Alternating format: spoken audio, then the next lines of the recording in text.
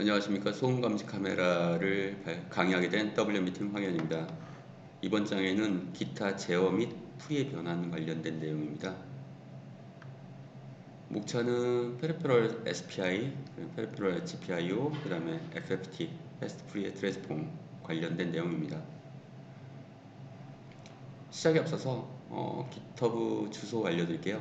일단 소스 받아서 작업하시면 될 것 같고요. 이것도 마찬가지로 카메라, 그러니까 사운드 카메라 밑에 하위에 4개 디렉토리 있는데 그 중에 카메라, 그리고 소음 감지 카메라 디바이스, 그리고 이거는 이제 타이젠 네이티브 C로 구현된 내용이고요.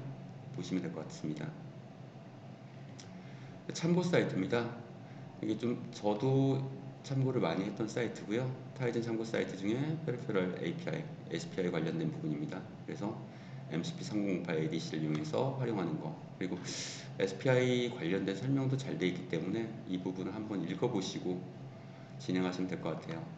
MCP3008이 8개의 채널을, 아날로그 채널을 사용할 수 있고요.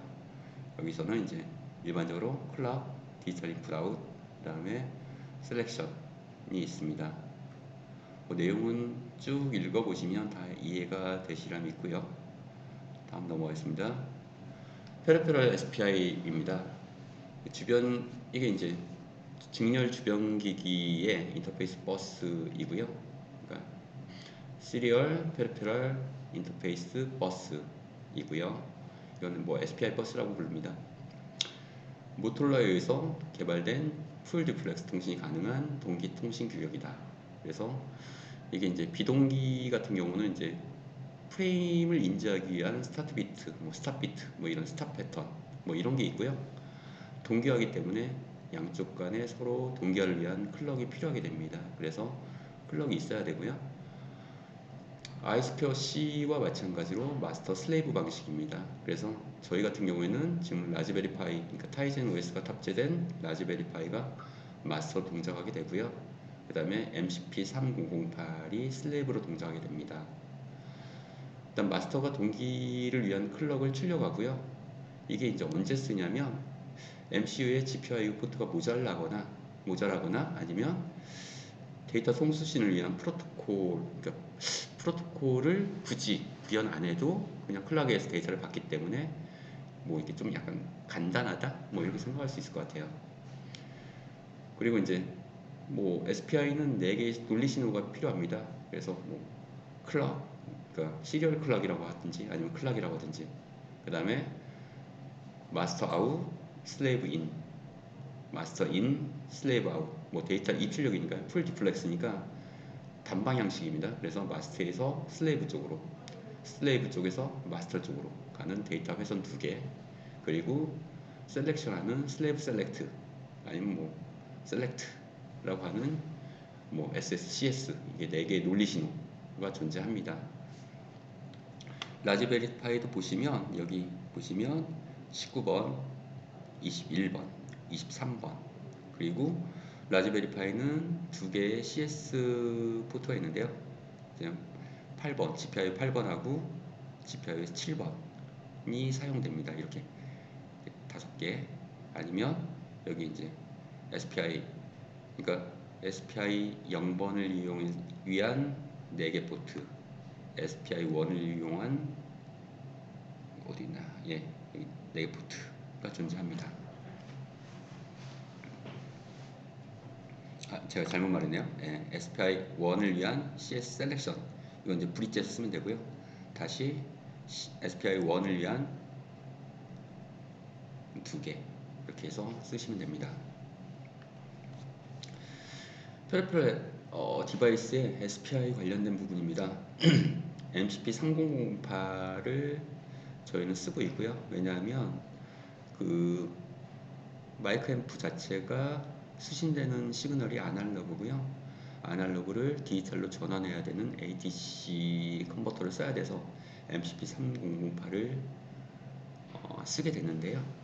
MCP3008은 SPI 통신을 하기 때문에 이렇게 이제 오른쪽 보시면 클럭, 디지털 아웃, 디지털 인, 그다음 CS, 이렇게 이제 SPI 통신하기 때문에 마스터하고 맞물려서 이렇게 사용을 하시면 되겠습니다. 클럭은 클럭, 디지털 아웃은 이쪽에 마스터의 인, 마스터 인 어디나요? 예.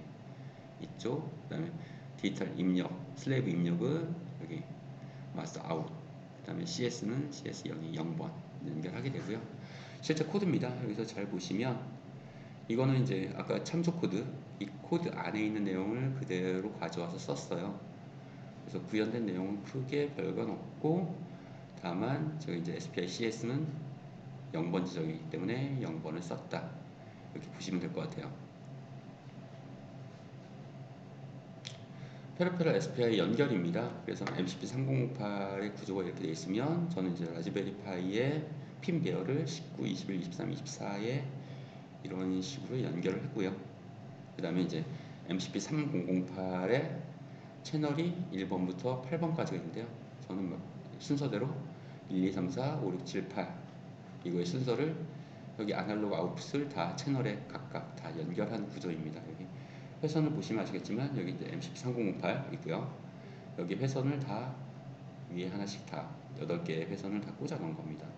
원래 생각에는 원래 디스플레이가 이제 800이 600이어서 그 앰프, 그러니까 마이크 앰프를 12개, 4개, 4개, 4개를 배치하려고 했는데 배치 중간이 이렇게 카메라 위치도 그렇고 이 앰프의 상면도 맥스 4466의 상면이 좀 공간이 안 나와서 부득이하게 8개만 설치했고요. 딱히 MCP3008도 8개의 채널을 지원하기 때문에 배열을 일단 맞춰서 했습니다. 기본적인 동작은 init 메인 함수에 init 앱이라는 함수가 있고요. init 앱 함수에서 init thread라는 함수를 호출하게 됩니다. thread를 초기화하는 함수. 그래서 init thread 안에서 equa thread 해서 이제 콜백 thread, 그러니까 thread 함수 안에 init thread가 있고요. init thread 함수 안에서 max4466을 이니셜라이즈 하는 함수를 호출하고요. max4466 이니셜라이즈 함수를 호출하면 MCP3008 그 ADC MCP3008 이니셜라이즈 함수도 호출하게 됩니다. 여기서 이렇게 중간에 보시면 볼까요?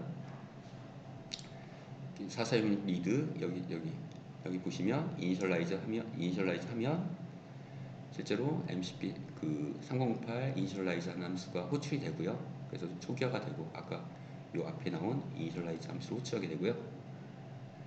그 다음에 이 중간에 보시면 이제 8개에 대해서 각각 값을 다 대입하게 되고요.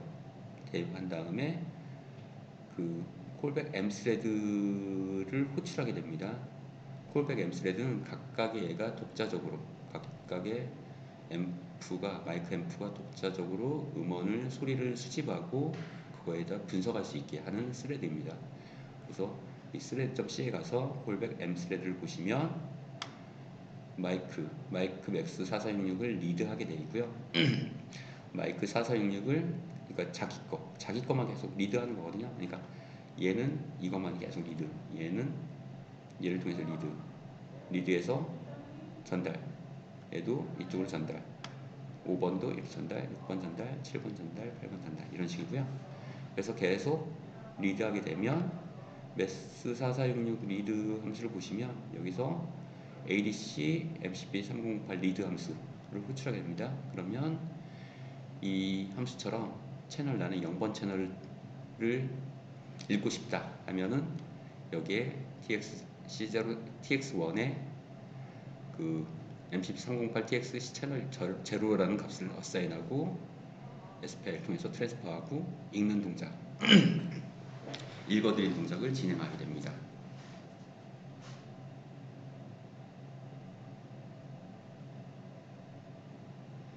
그다음 이거는 앞에도 나왔지만 셔터 부분입니다. 그래서 셔터는 그냥 단순한 GPIO 동작이고요. GPI 동작에서 이렇게 포트는 38번, 그 다음에 GPI 번호는 20번을 사용하는데요.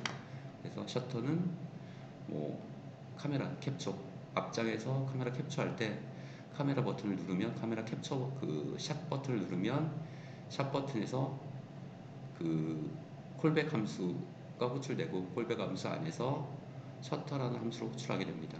이 셔터는 그 피해자 부저를 한번 울리는 이 동작, 철컥 소리를 한번 내는 이 동작을 하는 거고요. 보시면 뭐 속성은 그 GPI 속성을 아웃 온리로 설정을 했습니다. 뭐 보시면 나오겠지만 여기 뭐 양방향, 그 다음에 처음에 아웃 출력인데 그 값을 하이로 할지 아니면 로우로 할지, 저는 로우로 했고요. 그래서 그 다음에 소리 한번 내고 잠깐 기다렸다가 그 다음에 소리 하이에서 로우로 신호를 바꿔주면 주고 끊습니다. 이 동작이 어떤 거냐면 잠깐 동안에 척헉 하는 소리를 내는 이 형태입니다. 다음 장은 빠른 풀이의 변환에 대한 내용인데요. 풀이의 변환은 이런 겁니다. 시간에 대한 함수를 구성하고 있는 주파수 성분을 분해하는 작업이다. 시간에 대한 함수를 구성하고 있는 주파수 성분에 대한 분해 작업이다. 이거는 소리도 마찬가지예요. 우리가 이제 이렇게 소리 사운드와 관련된 이제 이런 파동이 있으면, 사인파가 있으면 이 사인파를 풀이의 변환을 하게 되면 이게 주파수의 복수 함수가 됩니다. 그래서 이쪽 보시겠지만 이게 타임 도메인에 어떤 이제 사인파가 있으면 저희가 소리도 시그널도 찍어보면 이런 식의 이제 그 마이크 앰프를 찍어보면 이런 형태가 나오게 되는데요. 이런 형태는 이런 다양한 주파수의 합이거든요. 그래서 풀이의 변화를 하게 되면 타임 도메인의 어떤 함수가 프리퀀시, 그러니까 주파수 기반의 함수 셋으로 바뀌는 동작을 하거든요. 그래서 저희가 의도하는 건 뭐냐면 이 소리가 있으면 소리를 구성하는 주파수의 성분을 찾아내고 그 주파수의 성분의 유형에 따라서 이게 소음이다 아니다를 판단하게 됩니다. 그래서 그 푸리에 트랜스폼을 쓰게 됐고요. 이걸 빠른 연산을 하기 위해서 빠른 푸리에 변환을 사용합니다. 이게 패스트 푸리에 트랜스폼인데요. 이게 푸리에 변환을 하게 되면 이제 일단 그 계산에 대한 비용이 너무 많아요. 그래서 이걸 푸리에 변환에 근거한 근사 공식의 기법을 이용해서 2, 3 푸리에 변환의 연산 횟수를 줄여서 이제 연산 횟수를 줄여서 속도를 개선하는 알고리즘을 FFT라고 합니다. 실제로 이제 FFT 관련된 내용은 제가 이제 소스 코드는 제너럴 퍼포스 FFT라고 하는 이제 소스를 사용했고요. 그 중에 CDFT, 그러니까 컴플렉스 디스크리트 프리에 트랜스폼을 썼고요. 네, 그거는 소스를 한번 참조하시면 될 것 같습니다. 일단 제가 봤을 때 소음의 기준은 이런 이제 이 사인파, 그러니까 소리의 진폭이 큰 경우, 이거 이제 큰 소리죠. 그 다음에 이제 주파수 성분인 구성이 복잡한 경우, 이게 이걸 분해해봤더니 이런 주파수가 여러 개가 섞인 경우, 이거는 이제 시끄러운 거죠. 그러니까 큰 소리가 나거나 시끄러운 경우, 그러니까 무슨 소리인지 모르고 정제되지 않은 어떤 소리가 나는 것들이 일 경우에 소음일 거다라고 판단을 했고요. 그래서 다음과 같이 됩니다. 그래서 이 함수를 보면 콜백 엠스레드 안에 들어가서 보면 그 마이크로 맥스 4466을 읽어서 이거 이제 소리 한 번만 듣는 건 아니고요. 샘플링, 그러니까 앞장에서 말씀드린 것처럼 이렇게 사람의 음성은 뭐 4kHz니까 뭐 위아래 여기 보신 것처럼 여기 샘플링 하기 위해서는 적어도 이게 파장 하나니까 헤르츠 하나니까 적어도 사람의 음성을 샘플링하는데 뭐 8,000개가 필요하다. 뭐 이런 것처럼 이렇게 그 소리의 특성마다 샘플링하는 레이트가 다른데요. 일단 저희 같은 경우는 뭐 소리를 정확히 듣거나 얘를 뭐 양자화하기 위한 뭐 PCM화하기 위한 목적이 아니라서 이제 단순히 이제 그 시스템에 부하가 가지 않는 한도 내에서 샘플링을 하게 됩니다. 저 같은 경우에는 엔샘플 레이트를 128로 잡았어요. 이게 속도를 많이 늘려봤더니 이게 비용이 너무 많이 올라가서 일단은 이게 128개 정도를 샘플링 했고요. 샘플링 하고 나서 다음과 같이 샘플링 하고 나서 이제 네, 쭉 보시면 여기 CDFT 있죠. 이게 컴플렉스, 디스크리트, 푸리에 트랜스폼입니다. 그래서 이제 복잡한 이산 푸리에 변환 방식.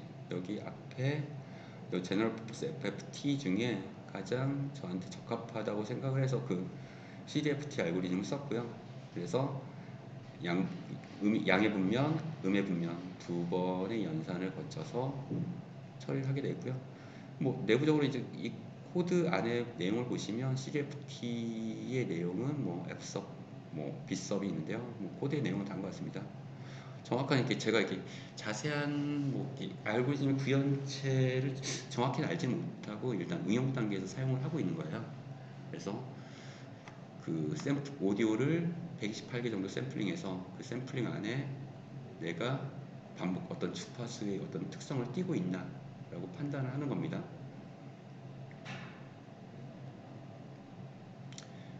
그래서 보시면 다음과 같습니다. 그래서 실제로 이제 그 계속 샘플링해서 그 데이터를 이렇게 올려주고 있거든요. 지금 주파수, 그러니까 계산한 값, 그러니까 피크 값은 얼마였고, 그 다음에 그 안에 그 주파수가 여러 몇 개 있더라라고 보여주는 이쪽은 그 센서의 데이터의 요약본이고요.